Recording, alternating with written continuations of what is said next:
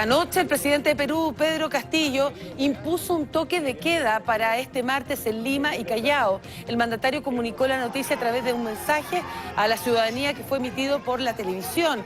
La medida se produce tras un paro parcial de transportistas que causó bloqueos de rutas y una serie de disturbios. Y esto se suma a diversos hechos de violencia, incluido la quema de casetas de peajes en las rutas, saqueos de algunos comercios. ¿Por qué? Producto de las protestas que se vienen desarrollando desde el día de ayer. ¿Qué sector está llevando adelante las protestas? Bueno, un sector de transportistas que protesta por el alza en los precios de los combustibles y en el precio de los alimentos. Estas protestas originaron algunos incidentes, represión policial, saqueo de comercios y producto de esta situación, Castillo decide aplicar el toque de queda que va a regir durante todo el día de hoy hasta las 12 de la noche. La situación en Perú es bastante complicada. Comenzó en el día de ayer con un paro de transporte de carga y de pasajeros.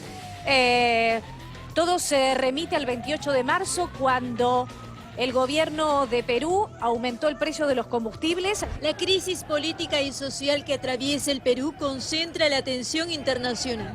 La inestabilidad política y lo delicado de la situación que vive Perú, basta resumirlo con que se cobró 5 presidentes en un puñadito de años, y Castillo no la está pasando bien. Peru President Pedro Castillo has declared a curfew in the capital city of Lima and neighboring port city of Callao. En América, Europa y Asia, la prensa reaccionó con sorpresa al estado de emergencia y el toque de queda que decretó el presidente Pedro Castillo en respuesta al paro de transportistas. Notícia da madrugada, o Peru acaba de decretar toque de recolher para impedir novos protestos contra o aumento do preço dos combustíveis. A medida foi anunciada pelo presidente Pedro Castillo. Describieron las escenas de violencia durante el paro nacional.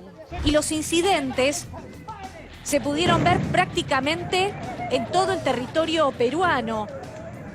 Al este de Lima, por ejemplo, la policía lanzó gases lacrimógenos a manifestantes que habían incendiado neumáticos y tiraban piedras que impedían la circulación de una carretera central.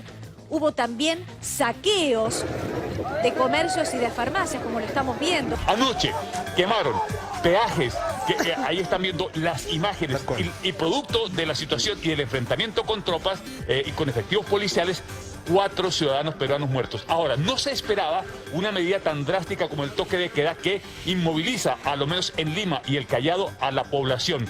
Pedro Castillo, que ha sobrevivido a la vacancia, que así la llaman ellos en Perú, en el Congreso, hoy comienza a vivir lo que era una crisis política, comienza a mutar a una crisis social. La crisis social está instalada ya en las calles. Cuando uno tiene crisis política, crisis social, se puede venir una crisis económica y por lo tanto la estabilidad del gobierno del presidente Castillo comienza ahora en un precario balanceo. Los medios hablan de la inestabilidad política constante en el Perú. El canal Tele 13 de Chile analizó las consecuencias de esta nueva crisis en el gobierno de Castillo. Ahora, con esta presión social en las calles y con este impopular toque de queda en Lima y el Callao y las protestas extendidas en todo el Perú, creo que la salud política del presidente Castillo se comienza a deteriorar de gran manera. El pronóstico es que se puede caer Castillo. Se puede caer vía institucional. Es decir, no es que vaya a haber un golpe de Estado, no. Lo que puede hacer es que aquellos parlamentarios que lo salvaron hace 15 días de la vacancia, hace 10 días que lo salvaron de la vacancia, pueden de ellos volver a meter la moción de vacancia, se llama así en el Perú, y tener los números suficientes para sacar a Pedro Castillo, que no ha cumplido el año en el poder. ¿Pero por qué no logra generar como un tejido político que le permita cierta estabilidad? Porque ¿Es poca habilidad de él o derechamente hay algo más? Es poca cintura que tiene el presidente Castillo. Él no tiene ninguna cintura política. Cuando un presidente carece de eso, tiene la situación y el cuadro político y social que tiene Perú. Pero también la prensa escrita también hace eco de la coyuntura política. El cronista se pregunta si el Perú se está convirtiendo en un país ingobernable.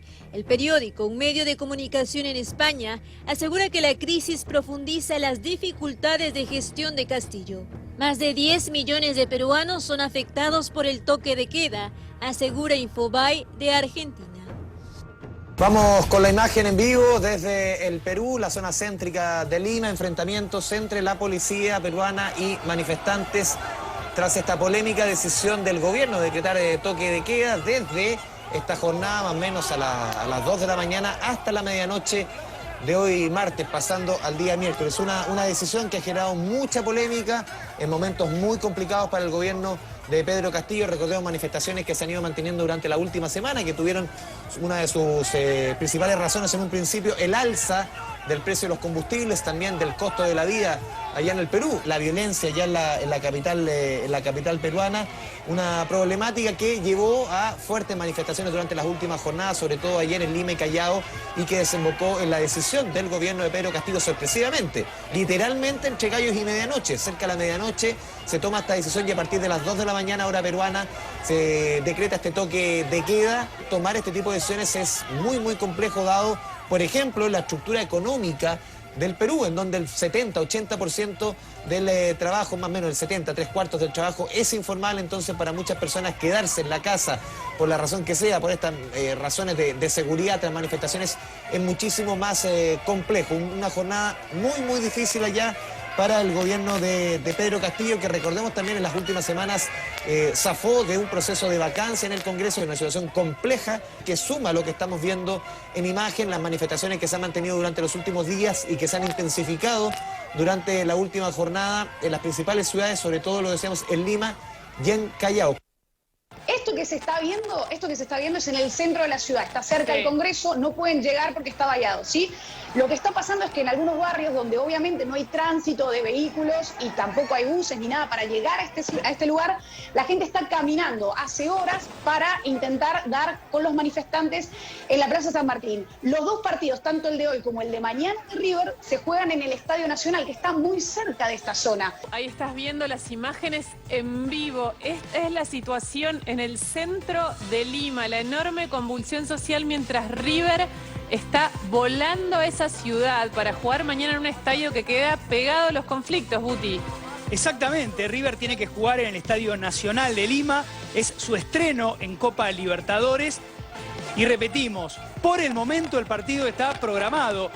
El gran interrogante es, ¿se animarán a organizarlo con público? Un periodista